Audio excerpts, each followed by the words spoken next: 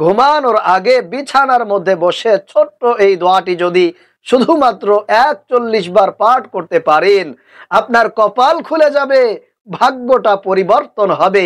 আপনার পরিবার সংসার থেকে সমস্ত অভাব অনটন আল্লাহ রাব্বুল আলামিন দূর করে দিবেন। চতুর্দিক থেকে রিজিক আসার ব্যবস্থা আল্লাহ রাব্বুল আলামিন করে দিবেন। বালা মুসিবত থেকে, বিপদ আপদ থেকে আপনাকে সব সময় আল্লাহ তাআলা রক্ষা করবেন। এই আমলটি করে আপনি আল্লাহর কাছে যা চাইবেন আল্লাহ রাব্বুল আলামিন সঙ্গে সঙ্গে আপনাকে তাই দান করবেন। আল্লাহু আকবার। যতই দুঃখ কষ্ট আপনার পরিবার সংসারের মধ্যে থাকুক না কেন, আল্লাহ রাব্বুল আলামিন এই আমলটি করার কারণে আপনার পরিবার সংসার থেকে সমস্ত অভাব অনটন দুঃখ কষ্ট বিপদ বালা পেরেশানি দূর করে সেই সংসারের মধ্যে শান্তি রহমত আর কল্যাণ দিয়ে ভরপুর করে দিবেন। আল্লাহু আকবার। প্রিয় ভাইরা মা বোনেরা, এজন্য আমি আপনাদেরকে বলবো অবশ্যই অবশ্যই আপনারা যখন ঘুমাতে যাবেন, ঘুমানোর পূর্বে বিছানার মধ্যে বসে আল্লাহ রাব্বুল আলামিনের এই ছোট্ট নামটি শুধুমাত্র 41 বার একটি নিয়মে পাঠ করুন। আল্লাহ তাআলা আপনার ভাগ্য খুলে দিবেন, আপনার তাকদীর পরিবর্তন করে দিবেন। আল্লাহর কাছে যা চাইবেন আল্লাহ রাব্বুল আলামিন আপনার জন্য তাই কবুল আর মঞ্জুর করে নেবেন। তাই আমি আপনাকে বলবো একটি বারের জন্য হলেও আল্লাহ রাব্বুল আলামিনের এই শ্রেষ্ঠ ফজিলতপূর্ণ বরকতপূর্ণ নামের আমলটি আপনি একবার হলেও করবেন। প্রিয় ভাইরা মা বোনেরা, আল্লাহ রাব্বুল আলামিনের 99টি নাম রয়েছে। আল্লাহ তাআলা কোরআনুল কারীমে বলছেন, ওয়ালিল্লাহিল আসমাউল হুসনা ফাদউহু বিহা। আল্লাহ তাআলার সুন্দর সুন্দর অনেকগুলো গুণবাচক নাম রয়েছে, তোমরা আল্লাহকে সেই নাম ধরে ডাকো, আল্লাহ রাব্বুল আলামিন তোমাদের ডাকে সঙ্গে সঙ্গে সাড়া দিবেন। সুবহানাল্লাহ। প্রিয় ভাইরা মা বোনেরা, আমি জানি আপনারা অনেকেই অনেক সমস্যার মধ্যে পড়ে আছেন, অনেকে কঠিন বিপদের মধ্যে পড়ে গিয়েছেন, সেখান থেকে কোনোভাবেই আপনি বের হতে পারছেন না। অনেকে আবার নিজের ভাগ্যটাকে দোষ দিচ্ছেন, অনেকে বলছেন আমার ভাগ্যটাই মনে হয় খারাপ, আমার মনে হয় নসিবটাই মন্দ। অথচ আল্লাহর নবী সাল্লাল্লাহু আলাইহি ওয়াসাল্লাম হাদিসের মধ্যে বলছেন, তোমরা যারা তোমাদের ভাগ্যটাকে দোষ দিচ্ছ, তোমরা যারা তোমাদের নসিবটাকে মন্দ বলছো, অথচ তোমরা চাইলে তোমাদের ভাগ্যটাকে পরিবর্তন করতে পারো। আল্লাহু আকবার। আল্লাহর নবী হাদিসের মধ্যে বলছেন, আত-তাকদীরু লা ইয়ারুদ্দু ইল্লা বিদ-দুআ। তোমাদের তাকদীর পরিবর্তন হবে না, তবে শুধুমাত্র একটি কাজের মধ্য দিয়েই তোমাদের তাকদীর পরিবর্তন হবে, সেটা হলো দোয়া, সেটা হলো আমল। এজন্যে আপনারা যদি আল্লাহ পাক রব্বুল আলামিনের পছন্দনীয় আমল করে আল্লাহর কাছে বিশেষভাবে দুহাত তুলে মুনাজাত করতে পারেন, দোয়া করতে পারেন, আল্লাহর নবী বলেন তোমাদের দোয়া, তোমাদের মুনাজাত অবশ্যই অবশ্যই আল্লাহ তাআলা কবুল করবেন, তোমাদের ভাগ্যটাকে আল্লাহ চাইলে পরিবর্তন করে দিবেন। আল্লাহু আকবার। প্রিয় ভাইরা মা বোনেরা, এজন্য আজকের এই আমলটি হচ্ছে মূলত ভাগ্য পরিবর্তনের আমল, তাকদীর পরিবর্তনের আমল।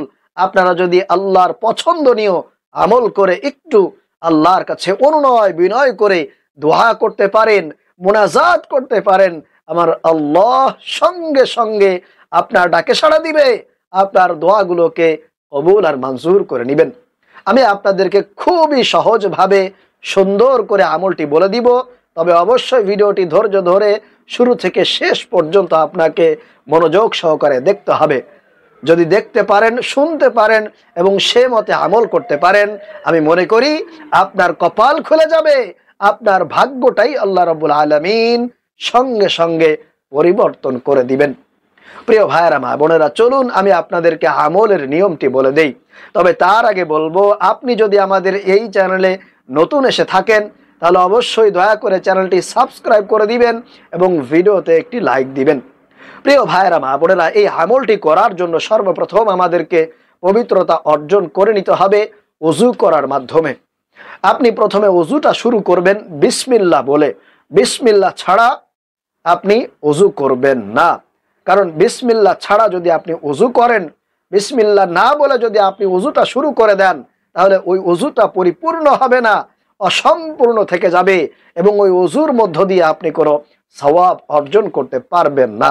এজন্য অবশ্যই চেষ্টা করবেন বিসমিল্লাহ বলে আপনি ওযুটা করবেন।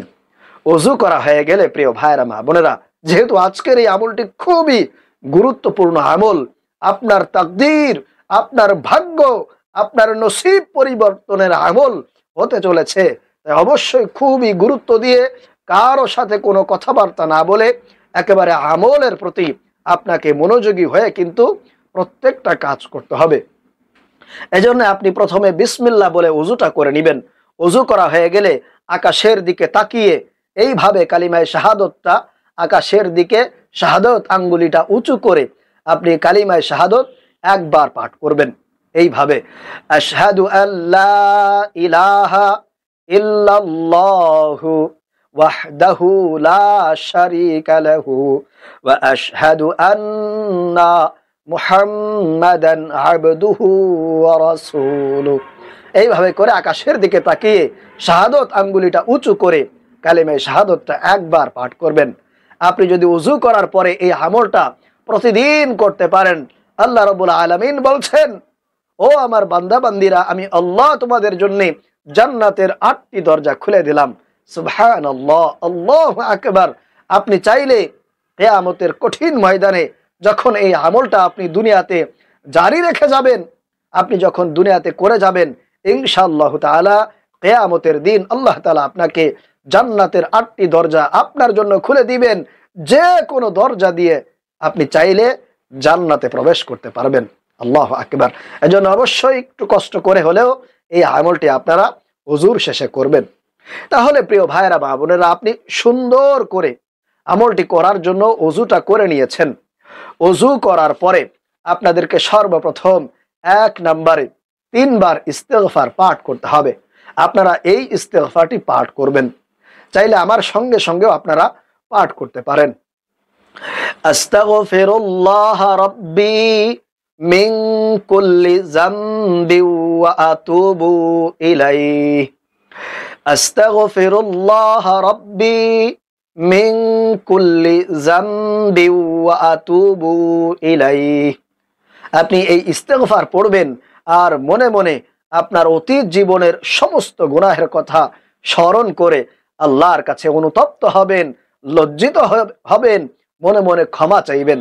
দেখবেন আল্লাহ রাব্বুল আলামিন আপনার এই তওবা করার কারণে, এই ইস্তেগফার পাঠ করার জন্য আপনার অতীত জীবনের সমস্ত গুনাহগুলো মাফ করে দিয়ে আপনাকে শিশুর মতো নিষ্পাপ বেগুনাহ মাসুম করে দিবেন ইনশাআল্লাহ তাআলা।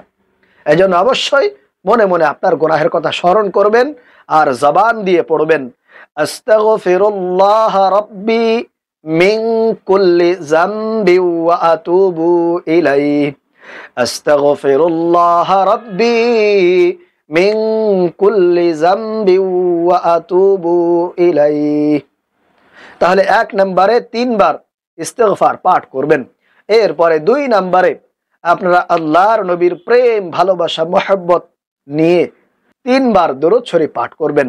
আমি আপনাদেরকে একবার নামাজের দরুদ ইব্রাহিমটা পাঠ করে দেখিয়ে দিচ্ছি। আল্লাহুম্মা সাল্লি আলা মুহাম্মাদ ওয়া আলা আলি মুহাম্মাদ কামা সাল্লাইতা আলা ইব্রাহিম ওয়া আলা আলি ইব্রাহিম ইন্নাকা হামিদুম মাজিদ। আল্লাহুম্মা বারিক আলা মুহাম্মাদ ওয়া আলা আলি মুহাম্মাদ কামা বারাকতা আলা ইব্রাহিম ওয়া আলা আলি ইব্রাহিম ইন্নাকা হামিদুম মাজিদ। আপনি এইভাবে করে 3 বার নামাজের দরুদ ইব্রাহিম পাঠ করে নেবেন। প্রিয় ভাইরা মা বোনেরা, তাহলে দরুদ শরীফ পাঠ করা হয়ে গেলে 3 নম্বরে আপনারা আল্লাহ পাক রব্বুল আলামিনের সেই গুণবাচক সিফাতি শ্রেষ্ঠ ফজিলতপূর্ণ বরকতপূর্ণ এই নামটি 41 বার পাঠ করবেন। যদি আপনারা পাঠ করতে পারেন, ইনশাআল্লাহ কপাল খুলে যাবে। ভাগ্য কিন্তু আজকেই হয়তোবা পরিবর্তন হয়ে যেতে পারে। সেই বিশ্বাস, সেই ইয়াকিন, আল্লাহর প্রতি সেই ভরসা নিয়ে আপনারা কিন্তু এই আমলটি করবেন। তাহলে সেই নামটি আপনারা 41 বার পাঠ করবেন। সেই নামটি হলো ইয়া হাইয়ু ইয়া কাইয়ুম। ইয়া হাইয়ু ইয়া কাইয়ুম, ইয়া হাইয়ু ইয়া কাইয়ুম, ইয়া হাইয়ু ইয়া কাইয়ুম, ইয়া হাইয়ু ইয়া কাইয়ুম। এই নামটি আপনারা 41 বার পাঠ করবেন। আবারও বলছি, 41 বার আপনারা এই নামটি তসবির দ্বারা নিয়ে গুনে গুনে 41 বার পাঠ করবেন। যদি পাঠ করতে পারেন, আল্লাহ রাব্বুল আলামিন আপনার যদি অনেক অনেক অভাব থাকে, দারিদ্রতা থাকে, অনেক অনেক বিপদ বালা মুসিবত যদি আপনার জীবনে থাকে, আপনি কোনো দিকে যাইতে পারছেন না, চতুর্দিক থেকে আপনাকে অভাব অনটন দুঃখ কষ্ট ঘিরে ফেলেছে, আপনি অনেক টাকা ঋণগ্রস্ত হয়ে পড়েছেন, কোনো রাস্তা পাচ্ছেন না, সেই ঋণ আপনি পরিশোধ করবেন, একেবারে হতাশ হয়ে গিয়েছেন, পেরেশানির মধ্যে ডুবে আছেন, আমি বলবো আল্লাহ চাইলে আজকের এই আমলের মাধ্যমে আপনার সমস্ত দোয়া আল্লাহ তাআলা কবুল করে নেবেন। তাহলে প্রিয় ভাইরা মা বোনেরা, এই নামটি 41 বার পাঠ করার পরে সর্বশেষ আপনি আবারও 3 বার দরুদ শরীফ পাঠ করবেন। দরুদ শরীফ পাঠ করা হয়ে গেলে আপনি আল্লাহর কাছে দোয়া করবেন, মুনাজাত করবেন। অবশ্যই আল্লাহ রাব্বুল আলামিন আপনার সকল দোয়া, আপনার সকল অভাব, সকল দুঃখ কষ্ট দূর করে দিবেন। আল্লাহ রাব্বুল আলামিন আমাদেরকে এই আমলটি একেবারে পরিপূর্ণ বিশ্বাস নিয়ে করার তৌফিক দান করুন। আমিন।